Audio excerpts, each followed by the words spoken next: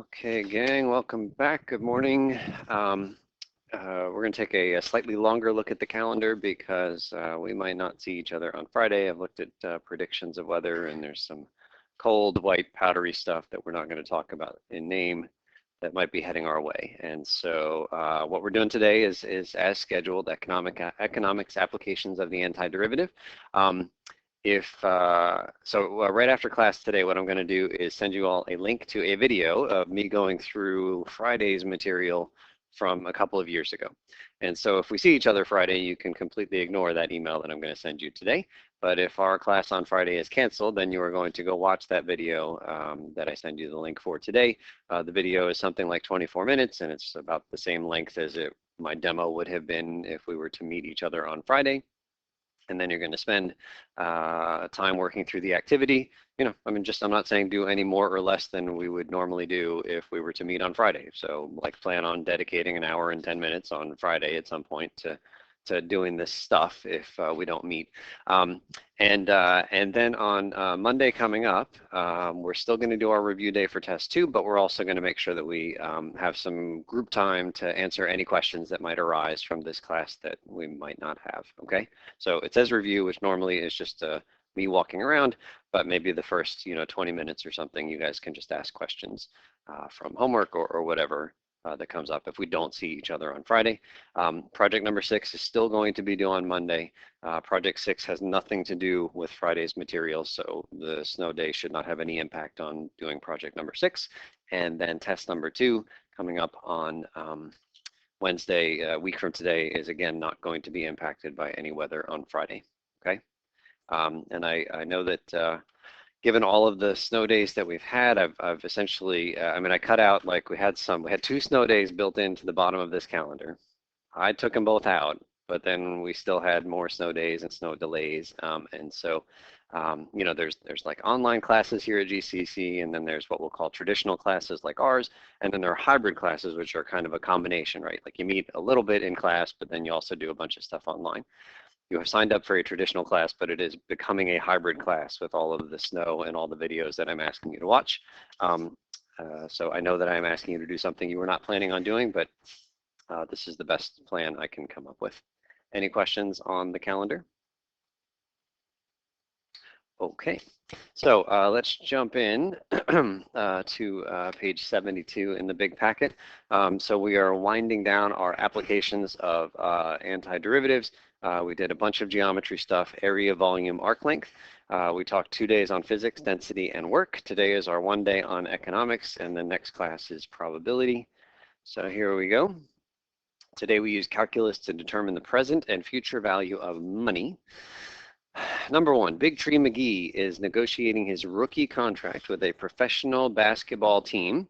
They have agreed to a 3-year deal, which will pay Big Tree a fixed amount at the end of each of the 3 years, plus a signing bonus at the beginning of the first year. So we're going to get paid 4 times here, once at the end of each of 3 years, and plus once at the very beginning. And so Big Tree and his agent need to decide between 2 options. So here they are. Option number 1, signing bonus handed out on the very first day of the contract. These are all millions of dollars here. $6 million signing bonus at the end of the first year. $2 million at the end of the second year, $2 million at the end of the third year, $2 million. And option number 2, signing bonus of $1 million, and then 2, 4, and 6 million paid out at the end of each of the 3 years.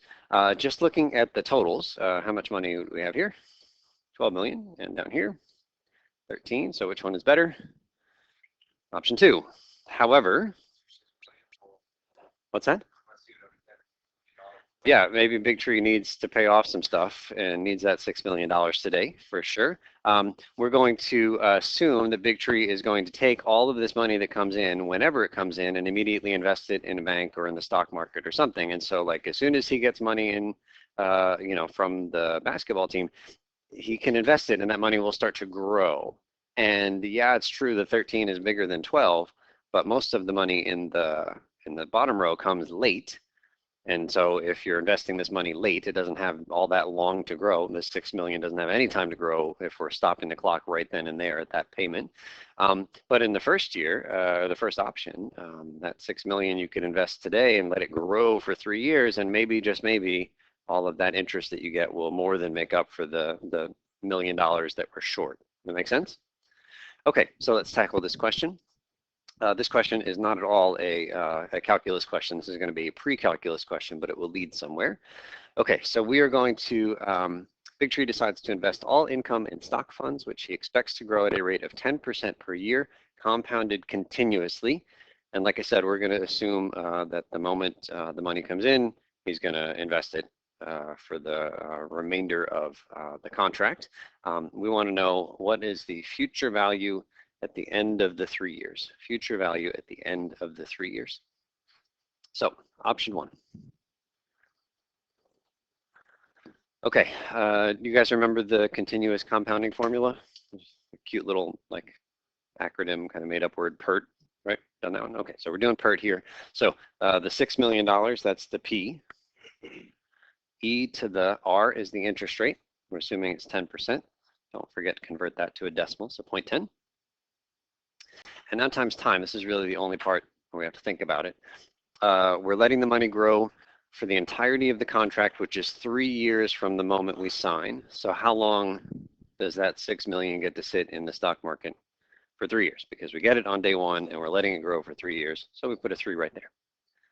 Plus, and now it's essentially like a second bank account we're opening with the $2 million from year 1. So 2 million is the principal, e to the 0.10 times. Now this money, that 2 million, comes in at the end of year number 1. So how long does it have to grow until the end of year number 3? Only 2 years, right?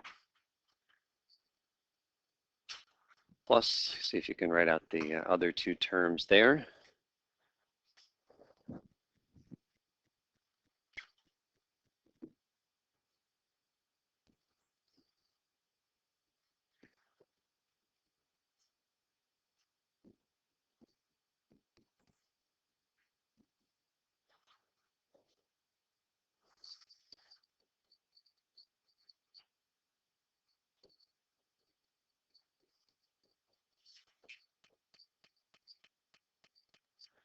Okay, so I've got the option 1 finished up here.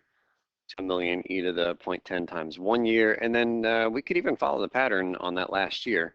The $2 million is handed to Big Tree McGee on the very last day of the contract. It has no time at all to grow because we are just stopping the experiment right then and there, but still you can do P e to the RT, time is 0, and that just works out to 2 million. The future value of 2 million at that same exact instant is 2 million, right? It doesn't grow at all.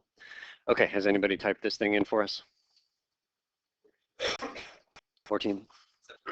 Okay, so that's $14.75 million is what Big Tree will have in that bank account or stock market account at the end of that 3rd year, right? So we expected 12 million. That's actually what was handed to him. Where did the other 2.75 million come from? That's the interest or the growth in the stock market account, okay? All right, anybody have this one for us? You don't need to copy it. It's the same pattern. Say again? 14.21. Okay, and so again, we expected 13. That means that all the extra, the 1.21 million, is the interest. So which one would you rather have in your account 3 years from now? Okay, the first one.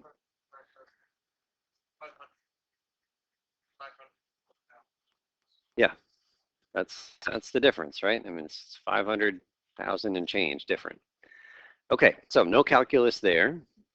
Also in part B, calculate the present value of option 1. There's no calculus here either. Here's what we're after. Suppose that I told you I want in my bank account 3 years from today, 14.75 million, and it's going to grow at 10% interest. So the question is, if I want to have that 3 years from today, how much do I need to have in the bank today so that it will grow to exactly 14.75 in 3 years?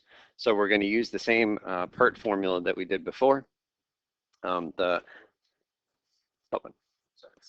Yes, so we're looking for the present value of this 14.75. That 14.75 is 3 years into the future from today.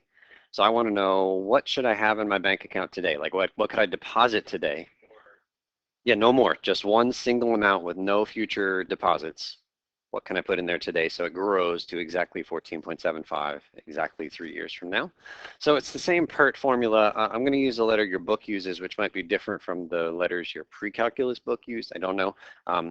So we're going to do this B equals PE to the RT. So PERT is the same, it's just B is different. Which one of these is the 14.75? It's the B. We want the final amount to be 14.75. And we want to find the P, the principal that you can put in today, so that 3 years from now you'll have that 14.75.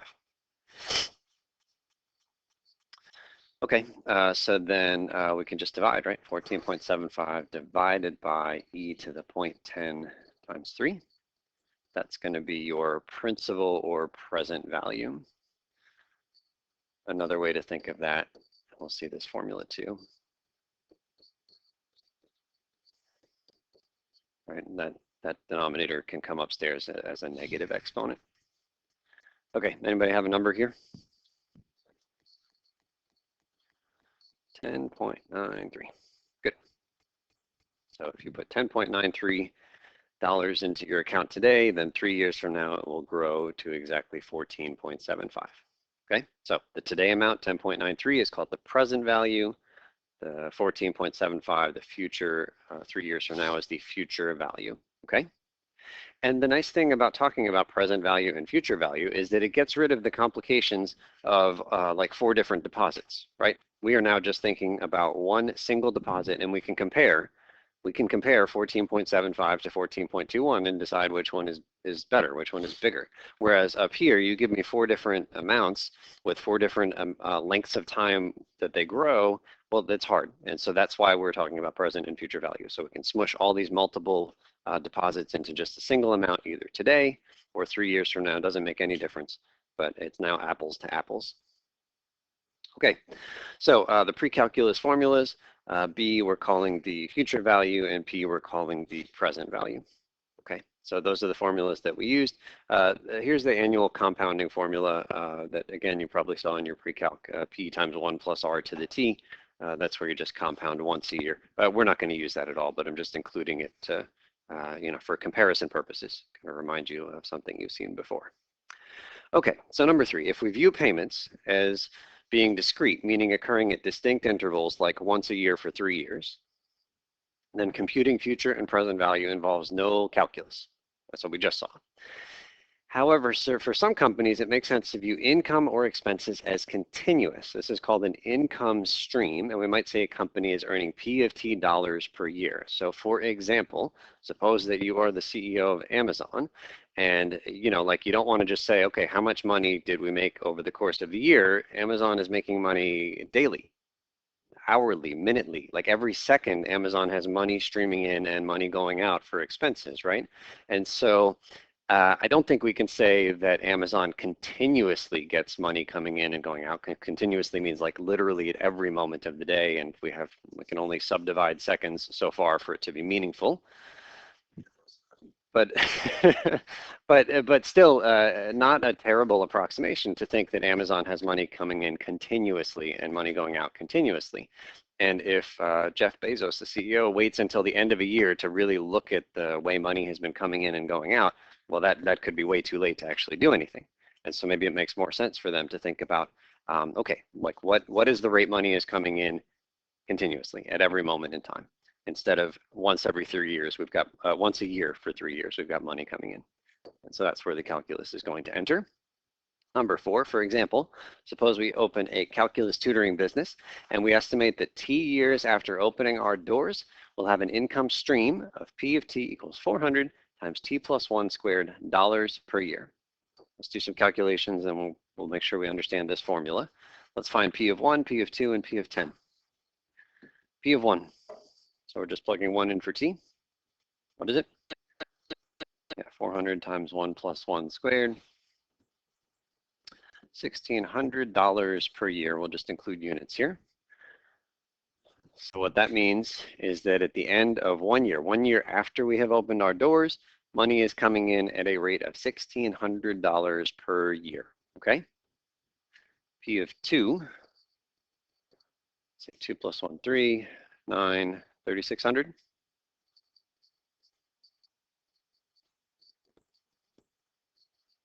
And then go ahead and write P of 10 there if you can.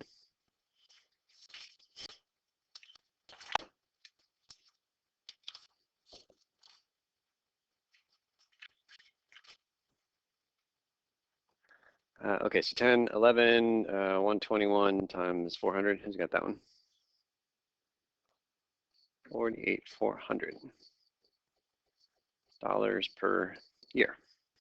So what can you say about our business? How's it doing over time? It's doing well. Money is coming in at a faster and faster rate according to our model, right? In the first year, at the end of the first year, we were only pulling in $1,600 per year, but at the end of 10 years, word has gotten out, we're just fantastic calculus tutors, and we're up at $48,400 per year. Can we say that in the first year we got $1,600? Was that the actual amount of money that came in over the course of those 12 months? The $1,600 per year is at one moment in time. This is a derivative. It's a rate of change. At the moment 1 year ends, right? Midnight 1 year after we open our doors, money is coming in at a rate of $1,600 per year. But if you wait 1 second after that, you're going to get 1,600 if you plug in like 1 year and 1 second? No, it's going to be a tiny bit different, not far, but just a tiny bit more, right? The money is coming in at different rates. Every moment in time, the money is coming in at a different rate. This is an income stream. The actual money that came in that first year, more or less than 1,600? One vote for more, maybe. Another vote for more. I think we could say concretely. Why? Yeah, in the first year, more or less than 1,600.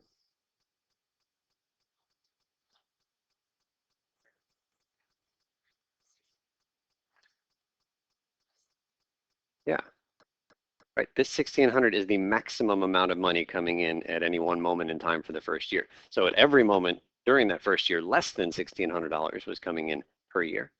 So we definitely got less than $1,600 over the course of the year. This is like somebody running a race and they start off kind of slow and then they run faster, faster, and faster. This 1,600 is the fastest they are running at any point in the first year. They haven't covered 1,600 meters, 1,600 anythings, okay? All right, so now we'll start doing some calculus stuff here.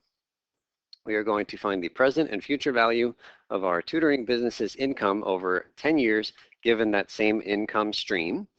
And we are going to assume that the moment money comes into our account, our mailbox, we instantly invest it into a bank account. We're going to put all of the money into a bank account the moment it arrives, and that bank account is going to pay 4% interest compounded continuously. So again, we're pretending we are Amazon. We've got money trickling in, right? Like every time somebody places an order, a little bit of money trickles into Amazon. The moment it trickles in, they transfer it immediately to their bank account where it starts to grow at 4% per year, okay? And we want to know how much money we have in our bank at the end of the 10 years. So $1,600 per year was at this one moment in time. What we're going to do is take a little tiny snapshot, like right around 1 year. We're going to almost freeze the video. We have this video of money coming in for 10 years. Always more and more money at every moment in time. And we're going to freeze the video right around 1 year. And we're going to like let it go from 1 year to like 1 year and a second or 1 year and a minute or something like that. And it is true that the $1,600, it doesn't stay exactly the same for that full second, right? It changes a little bit, but maybe not too much. And so how about we figure out, okay, let's just assume that $1,600 per year lasts for a whole second. And then we can calculate how much money comes in that second. Yes? How would you do that? I said $1,600 per year for a second.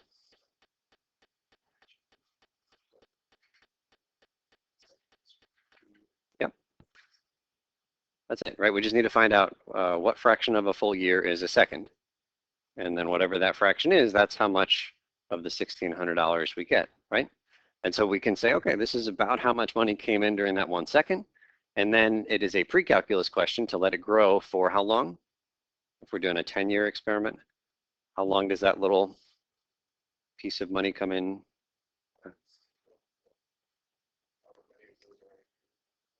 So, but just that one little second right there, how long does that have to grow? We stopped the video 1 year in and we're doing a 10-year experiment here. It's got 9 years to grow, right? Because it's 1 year into this 10-year experiment. Okay, and so then we're going to do that for that 1 second interval, and then we're going to do it for the next 1 second interval, and we're going to do it for tens of thousands of 1 second intervals, and all of a sudden it's starting to feel familiar, right? Like this is another Riemann sum, which will become an integral. Okay, so let's fill in a picture here. Okay, first we're going to take a look at what's labeled here. This axis right here is our time axis, 0 years to 10 years. We're going to cut that into a bunch of little tiny time intervals, like 1 second long or something like that. So our generic moment in time, where we're just kind of pausing the video, we're just going to call it t years. And then we are going to let the clock run for how long between these two times? Delta t, right? Change in time, t and then t plus delta t. 1 year plus a second, something like that. And in that little tiny time interval, the money is pretty much coming in at the same rate at the start of the interval as at the end, especially if the interval is very small. Let's go ahead and fill in some blanks here. How much time has elapsed in this first blank here? This is a letter we're looking for. From there to there, how much time is that? That is t years. So I'll go ahead and fill in a t in that blank. Okay, and then here to here, how much time is left? That is 10 minus t. And in fact, when we were thinking about the 1 year in, Levi said it was 9 years left over. Right there it is, 10 minus however far you are into this experiment. A small technicality, we're ignoring this little section here, right? Like 10 minus t is not exactly right for all of that time. It's only right for the beginning of that time, but it's, it's going to be so small, whether it's like 9 years or like 9 years minus a second, who really cares? Okay, so let's do our calculation here. The amount of money that comes in on this interval here. So we've got money coming in at a rate of 400 times t plus 1 squared, like specifically $1,600 per year at that one moment. So we take that number, t plus 1 squared. But as we discussed earlier, you don't just say $1,600. You have to take that $1,600 and multiply it by however much time has elapsed. I was talking about 1 second, but really we can just do everything in terms of years, not worry about fraction pieces or anything like that. So I think just multiply by however much time comes in, right? It's an easy example. If I said it was $1,600 per year for 2 full years at that same amount, what would you do to find out how much money came in? 1,600 times 2, right? That's it. Like, it's easy if it's a constant 1,600. So you just take the 1,600 number, which is basically that, and you multiply it by the 2 years, which we are calling that, okay? All right, the future value of the income from this tiny time interval that's pictured.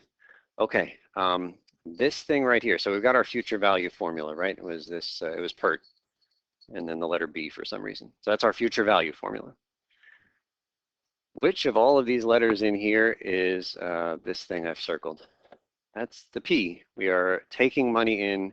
This is how much money comes in, and then we're going to plop it immediately in our bank account and let it grow. Okay, so that whole thing right there is the P. So in the next line, we're doing PERT. So that whole thing is the P.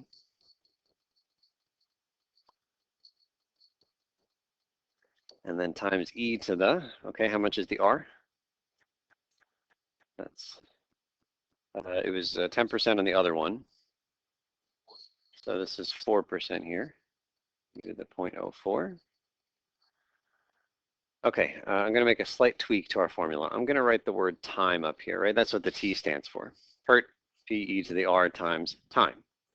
So the time is how much time the money is growing for. And that's one of the boxes we filled in. What represents how much time that money is growing for is the 10 minus t. So that's what we put up here.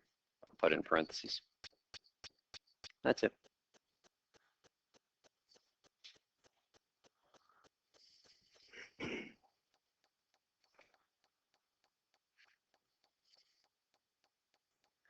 Okay, so that's future value. Let's go ahead and instead of going to the next blank, I'm gonna, I don't really have space here. I'm gonna jump to the bottom. So that future value, we're just gonna do like our whole limit in some business. So that future value is just the future value of the money coming in for that one particular time interval, but we're just gonna number all the time intervals and add up all those future values. So we'll say something like this: future value of all slices is equal to, okay, so I'm going to copy that whole thing there, 400 t plus 1 squared delta t e to the 0.04 10 minus t. But then we're just going to add them all up, right? And so what are we putting in the front of this thing? Yeah, we'll do the limit after. So it's summation I equals 1 to n. We're just cutting our interval into n time, our time interval into n pieces. Where do we put the I? After the T's, actually two of them here. That's an I, and that's an I. The delta doesn't ever get the I. So this would represent the sum of the future values for all of the time intervals, but then we want to really use how many time intervals to get the right answer? All of them. So limit as n goes to infinity. It's like starting a brand new bank account every time money comes in. Like a fraction of a penny comes in, we just open a brand new bank account. We called it I. And then, hey, we recognize stuff like this. This becomes an integral, right? So we're copying the 400. T plus 1 squared, small change there where the I disappears. Delta t shoves at the end and becomes dt. E to the 0.04 10 minus, and then again the I disappears on that t.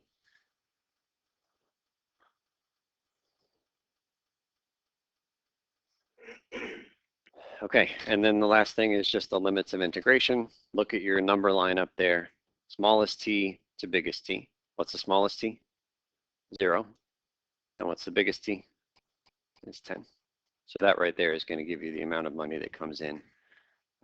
Not just the amount of money that comes in, but how much we will have in our bank account at the end of the day. Okay?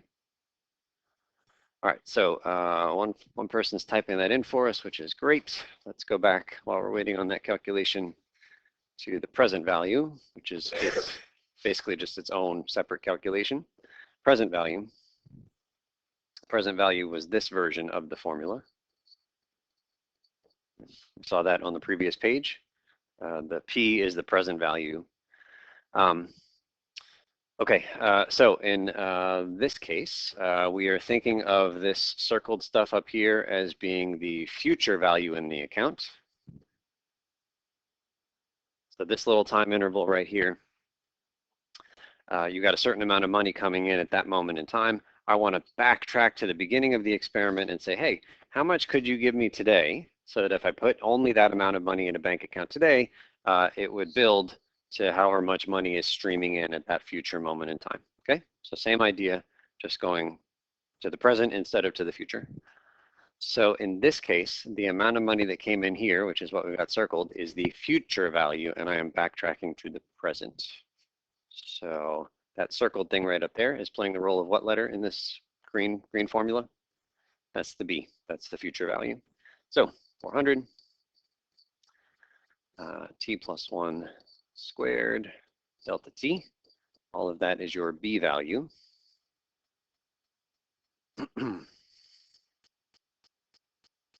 Times e to the negative. The rate is still 0.04. I'm going to add our same word up here. B e to the negative r times time. Just have to be clear what expression represents the time. So again, looking at our picture, this is the interval that I'm thinking about backtracking from here back to there. What expression represents how much time is in that interval? That is just t, right? It wasn't 10 minus t. 10 minus t is how much time that money has to grow. we've got money we're trying to put in that's supposed to grow 2 years from now into that amount. Okay, so that is just T. Okay, Levi, do you have a number for us on that other one?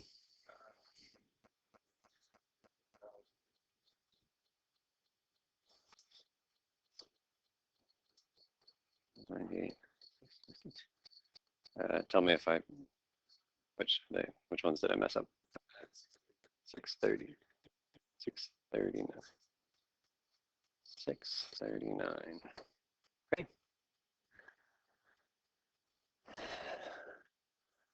And so I'm just going to offer up here before you jump into the activities. That is a hard calculation that we just found. I mean, we made it look easy, right? I mean, we did some work and carefully created a Riemann sum, which was an integral. Calculator solved it for us. To be honest, we could do integration by parts and do this integral by hand. But this is me trying to like pay homage to like the human race who came up with this technique. This is a hard problem to solve. Imagine like for the next 10 years, I'm going to throw at you ever-changing amounts of fractions of pennies all of the time. All day and all night, I'm going to throw these fractions of pennies at you. And the moment you catch one of these pennies, you throw it into your bank account and let it grow for the, however much time is left for 10 years. And you want to know how much is in the account? That's a hard question to solve, but it's pretty easy with this technique. Any questions on that? Okay, so I want to be really explicit here and say that I know that some folks like to just jump to the integral with all of these application questions, and I will tell you, you are not preparing yourself well for the test if you decide to just jump to the integral.